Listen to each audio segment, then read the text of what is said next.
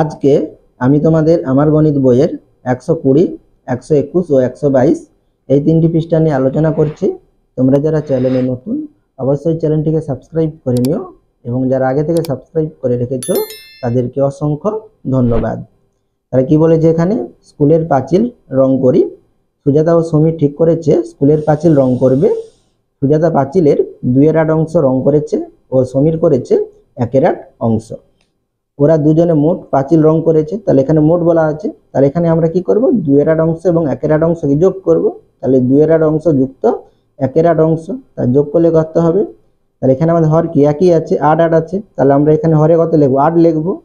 আর এখানে লব কি আছে, 2 আছে, এখানে 1 আছে। তাহলে 2 1 যোগ করলে কত, 3 হয়। তাহলে এখানে আমরা 3 লিখবো। তাহলে মোট কত রং হয়েছে, 3/8 অংশ রং হয়েছে। তাহলে এটা কি সম্পূর্ণ রং হয়েছে? সম্পূর্ণ কিন্তু রং হয়নি। তাহলে এখানে 8 ভাগের ক ভাগ রং হয়েছে, 3 ভাগ রং হয়েছে। তাহলে বাকিটা কি, বাকি আছে, ঠিক আছে, রং করতে। তাহলে এখানে যদি 8 ভাগের 8 ভাগই রং হতো তবে কি হতো, সম্পূর্ণ অংশটা রং হতো। তাহলে এখানে 8 ভাগের 8 ভাগ মানে কি, সেটাকে আমরা কি ধরবো, এক অংশ ধরবো, ঠিক আছে।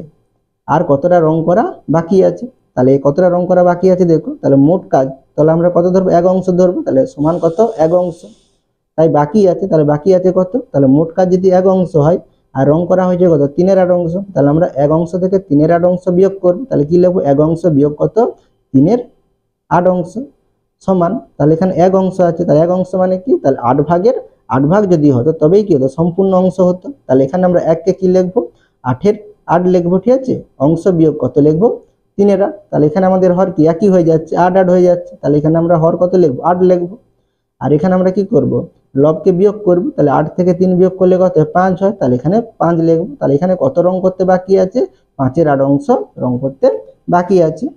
এরপরে দেখো, দানের শেখ লেনে রাস্তার কাজ চলছে।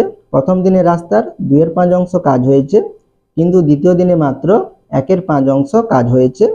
ওই দুদিনে মোট কত অংশ রাস্তার কাজ হয়েছে দেখি, হিসাব করি এখনো আরো কত অংশ কাজ বাকি আছে। তাহলে এখানে আমাদের প্রথমে কি বলেছে, ওই দুদিনে মোট কত অংশ রাস্তার কাজ হয়েছে, তাহলে মোট বলেছে। তাহলে এখানে আমরা এই প্রথম দিনে কত হয়েছে, 2/5 অংশ, আর দ্বিতীয় দিনে কত, 1/5 অংশ। তাহলে এখানে 2/5 অংশের সঙ্গে 1/5 অংশ আমরা কি করব, যোগ করব। তাহলে প্রথম দিনে কাজ হয়েছে 2/5 অংশ ও দ্বিতীয় দিনে কাজ হয়েছে 1/5 অংশ। দুদিনে মোট কাজ হয়েছে, তাহলে আমরা এখানে যোগ করব। তাহলে কি লিখবো, 2/5 অংশ যুক্ত কত লিখবো, 1/5 অংশ। তাহলে যোগ করলে কত হবে, তাহলে এখানে হর কি আছে, 5 5 আছে, তাহলে 5 লিখবো। আর এখানে লব কত, 2, এখানে লব কত, 1। তাহলে 2 আর 1 যোগ করলে কত হবে, 3 হবে। তাহলে কত অংশ কাজ হয়েছে, মোট 3 দিন 2 দিনে 3/5 অংশ কাজ হয়েছে। তাহলে বাকি কত থাকবে, তাহলে আমরা সম্পূর্ণ অংশ সমান কত ধরি, 1 ধরি। তাহলে 1 থেকে আমরা 3/5 অংশ বিয়োগ করলে পেয়ে যাব কত অংশ কাজ বাকি আছে। তাহলে কি লিখবো, মোট কাজ সমান কি লিখবো, 1 অংশ। তাই বাকি আছে, তাহলে আমরা 1 থেকে 3/5 বিয়োগ করবো। তাহলে 1 অংশ বিয়োগ কত লিখবো, 3/5 লিখবো। তাহলে এখানে দেখো 1 আছে, তাহলে এখানে কত আছে, 3/5। তাহলে এখানে হর কত আছে, 5 আছে। তাহলে আমরা 1 কে কি লিখবো, 5/5, অর্থাৎ 5/5 লিখবো। তাহলে এখানে দেখো, তাহলে 5 ভাগে 3 ভাগ হয়েছে। তাহলে এখানে কত বাকি আছে, তাহলে এটা আমরা 1 কে কি লিখবো, 5/5 লিখবো, ঠিক আছে। তাহলে 5/5 অর্থাৎ 5 ভাগের 5 ভাগ হলে তবেই কি হবে, সম্পূর্ণ কাজ হবে। সেজন্য আমরা লিখবো কি, 5/5 অংশ বিয়োগ কত লিখবো, 3/5। তাহলে এখানে 3/5 লিখবো। তাহলে এখানে হর কি একই, 5 5 আছে। তাহলে এখানে হর কত লিখবো, 5। আর এখানে হর কত, 5, এখানে 3। তাহলে এখানে বিয়োগ আছে, তাহলে বিয়োগ করবো। তাহলে 5 থেকে 3 বিয়োগ করলে কত হবে, 2 হবে। তাহলে 2 লিখবো। তাহলে কত অংশ হচ্ছে, 2/5 অংশ। তাহলে এখন কত অংশ বাকি আছে কাজ করতে, 2/5 অংশ কাজ করতে বাকি আছে। এরপরে 121 নম্বর পৃষ্ঠাটি দেখো, হাতে কলমে বোতাম নিয়ে যাচাই করি। তাহলে একে কি বলেছে, 3/8 যুক্ত 2/8, আর 2 কি বলেছে, 3/8 বিয়োগ 2/8। তাহলে 8টি বোতাম নিলাম। তাহলে এখানে 8 ভাগের 3 ভাগ, 8 ভাগের 2 ভাগ আছে, সেই জন্য এখানে 8টি বোতাম নিলাম। তাহলে এখানে 8টি বোতাম ছবি আঁকা রয়েছে। তাহলে 8টি বোতামের 3/8 অংশ, অর্থাৎ কি 8টি বোতামের 3টি নেবে, সেই জন্য এখানে দেখো 3টি বোতামের ছবি আঁকা রয়েছে। 8টি বোতামের 2/8 অংশ, তাহলে কি হবে, 8টি বোতামের মধ্যে 2টি বোতাম নেবে, সেই জন্য এখানে দেখো 2টি বোতামের ছবি আঁকা রয়েছে। 8টি বোতামের 3/8 অংশ যুক্ত কত, 2/8 অংশ। তাহলে কি হবে, তাহলে এখানে 3/8 অংশ সমান কত, 3টি বোতাম, আর 2/8 সমান কটি বোতাম, 2টি বোতাম। তাহলে এখানে যোগ আছে। তাহলে এখানে আমরা এই 3টি বোতাম আর 2টি বোতাম কি করব, পাশাপাশি আঁকবো। তাহলে কটি বোতাম হবে, 5টি বোতাম। তাহলে কটি বোতামের মধ্যে, 8টি বোতামের মধ্যে। তাহলে এখানে আমরা কি লিখবো, তাহলে 5/8 অংশ। তাহলে পেলাম কি, 3/8 যুক্ত 2/8 সমান কত হবে, তাহলে 5/8 হবে। সেই জন্য এখানে 5/8 লেখা রয়েছে। আবার 8টি বোতামে 3-এর 8 অংশ, তাহলে কি হবে 3টি বোতাম হবে। 8টি বোতামে 2-এর 8 অংশ সমান কটি বোতাম হবে, 2টি বোতাম হবে। তাহলে এখানে দেখো 3টি বোতাম আছে, এখানে 2টি বোতাম, তাহলে কোনটি বেশি, 3টি বোতাম বেশি, অর্থাৎ কত 3-এর 8 অংশটা বেশি, আর এখানে 2টি বোতাম কি কম, তাহলে 2-এর 8 অংশ কি হবে কম হবে। তাহলে এখানে 3-এর 8 অংশ কি হবে 2-এর 8 অংশ থেকে বেশি হবে। তাহলে এখানে কি লিখবো, দেখছি 3-এর 8 অংশ গ্রেটার দেন কত লিখবো 2-এর 8 অংশ, তাই 3-এর 8 গ্রেটার দেন কত 2-এর 8। এরপরে দেখো আবার 8টি বোতামে 3-এর 8 অংশ সমান কটি বোতাম হবে, 3টি বোতাম হবে। 8টি বোতামে 2-এর 8 অংশ সমান কটি বোতাম হবে, 2টি বোতাম হবে। তাহলে এখানে কি ছিল 3-এর 8 বিয়োগ কত 2-এর 8, সেটাই এখানে বিয়োগ করে দেখিয়েছে। দেখো 8টি বোতামের 3-এর 8 অংশ বিয়োগ 2-এর 8 অংশ সমান কত হবে। তাহলে বিয়োগের ক্ষেত্রে আমরা কি করব, যোগের ক্ষেত্রে আমরা এখানে কি করছিলাম, তাহলে 3টি বোতাম 2টি বোতাম কি করছিলাম 5টি বোতাম নিতাম।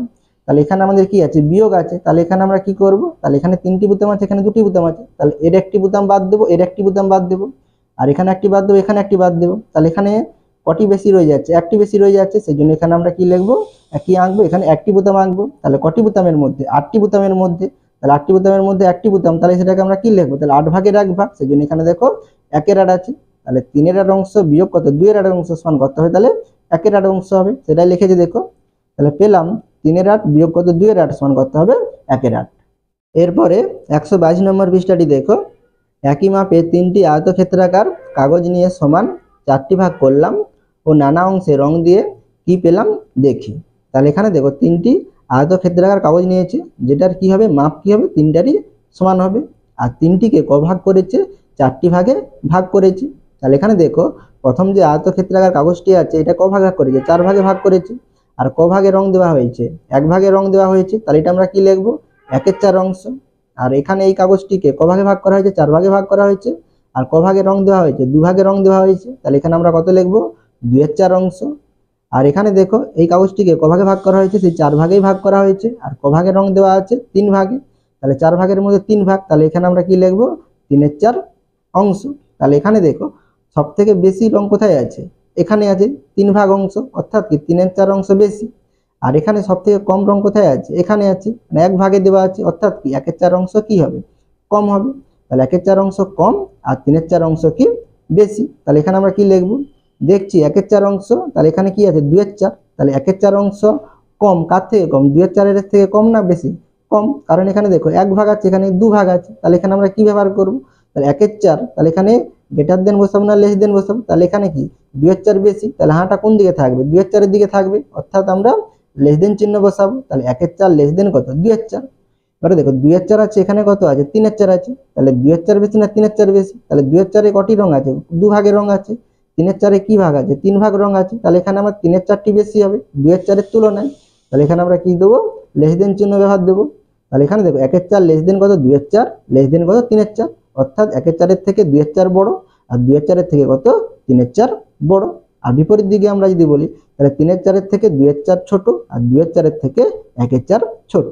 তাহলে এই ভগ্নাংশ তিনটির ক্ষেত্রে দেখো আমাদের হর কি আছে, দেখো একই আছে 4 4 4 আছে, আর এখানে লব কত আছে 1 আছে 2 আছে 3 আছে। তাহলে এর ক্ষেত্রে দেখো তাহলে লব বাড়লে আমাদের কি হচ্ছে ভগ্নাংশের মান কি হবে বাড়বে, আর যদি আমাদের লব কমে তাহলে ভগ্নাংশের মান কি হবে কম হবে, সেটাই আমরা এখানে লিখবো। দেখো পেলাম ভগ্নাংশের হর একই রেখে লব বাড়ালে ভগ্নাংশের মান কি হবে তাহলে বাড়ে, তাহলে এখানে আমরা কি লিখবো বাড়ে লিখবো। এরপরে দেখো নিচে অন্য 3টি একই মাপের আয়তক্ষেত্রাকার কাগজ নিয়ে নিচের মতো সমান ভাগে ভাগ করে রং করি ও কি পাই দেখি। তাহলে এখানে দেখো আবার 3টি আয়তক্ষেত্রাকার কাগজ নিয়েছে, আর 3টির মাপ কি হবে একই হবে। তাহলে এখানে দেখো প্রথম যে আয়তক্ষেত্রাকার কাগজটি আছে সেটাকে ক ভাগে ভাগ করেছে, দেখো 2 ভাগে ভাগ করেছে, আর 2 ভাগের মধ্যে ক ভাগে রং দেওয়া আছে 1 ভাগে রং দেওয়া আছে, তাহলে কি লিখবো 1-এর 2 অংশ লিখবো, সেই জন্য এখানে দেখো 1-এর 2 লেখা আছে।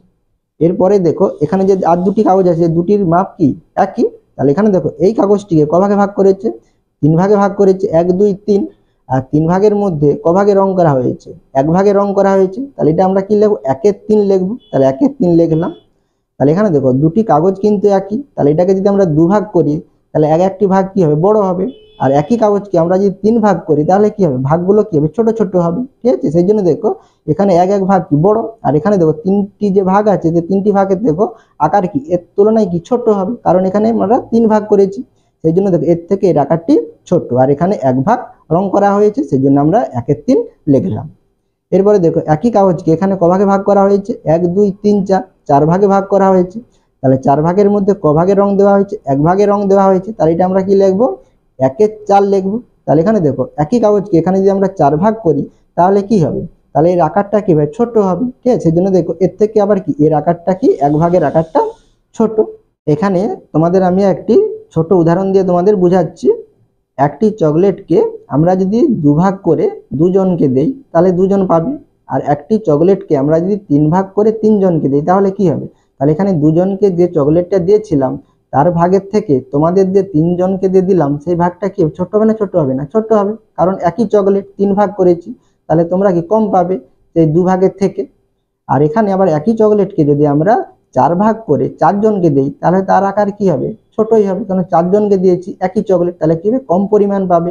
তাহলে এখানে 1/2 1/3 1/4, তাহলে কি হবে, কোনটি ছোট হবে, তাহলে 1/4টা কি ছোট হবে, আর কোনটি বড় হবে, 1/2টা বড় হবে। বা তোমরা এখানে ছবি দেখেও দেখো বুঝতে পারছো, এখানে দেখো এই কালারটা সব থেকে বেশি আছে, এই কালারটা কি তারপরে আছে, তারপরে কি আছে এই কালারটি আছে, তাহলে এখানে সব থেকে বেশি কোনটা এইটা, আর সব থেকে কম কোনটা এটা।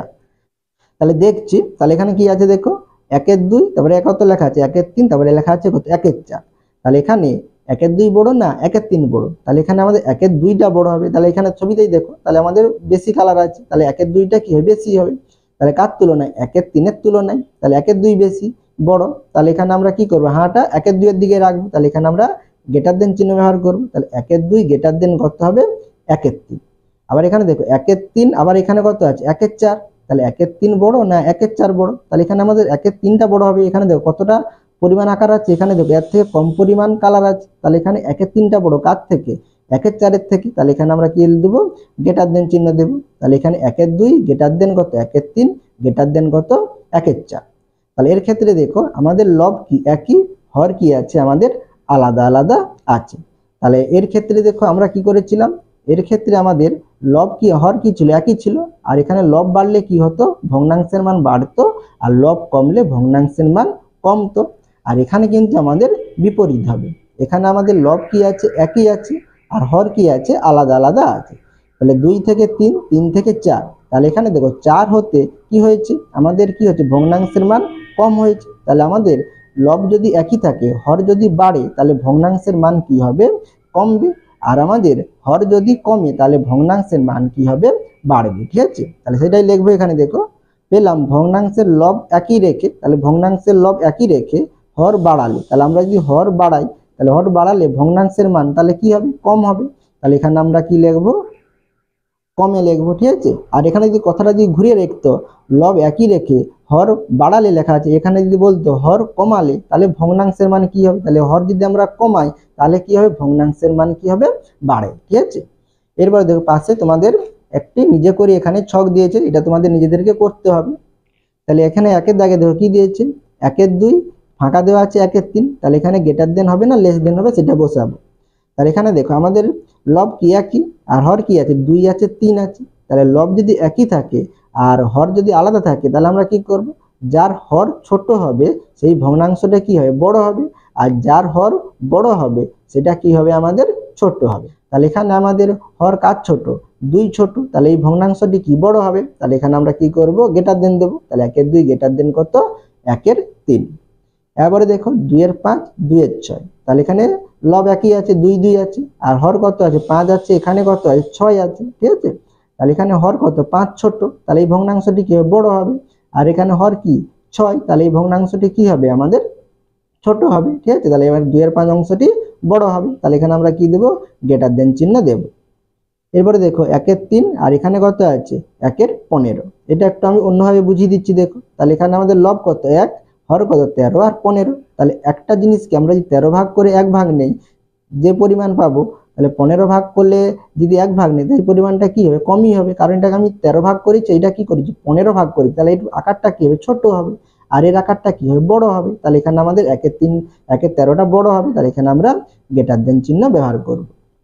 এবারে 4 দাগে দেখো 1 আর 1/2, তাহলে এখানে 1 মানে কি, তাহলে সম্পূর্ণ অংশ, আর এখানে দেখো 1/2 মানে কি 2 ভাগের 1 ভাগ, আর এখানে কোনো ভাগ নেই, এখানে 1 দেওয়া আছে মানে সম্পূর্ণ অংশ, অর্থাৎ এখানে আমরা 1টাকে কি লিখতে পারি 2/2 লিখতে পারি, মানে 2 ভাগের 2 ভাগ, আর এখানে 2 ভাগের 1 ভাগ। তাহলে এখানে আমরা কি কোনটি বড় হবে? একটাই বড় হবে। তাহলে এখানে আমরা কি দেব?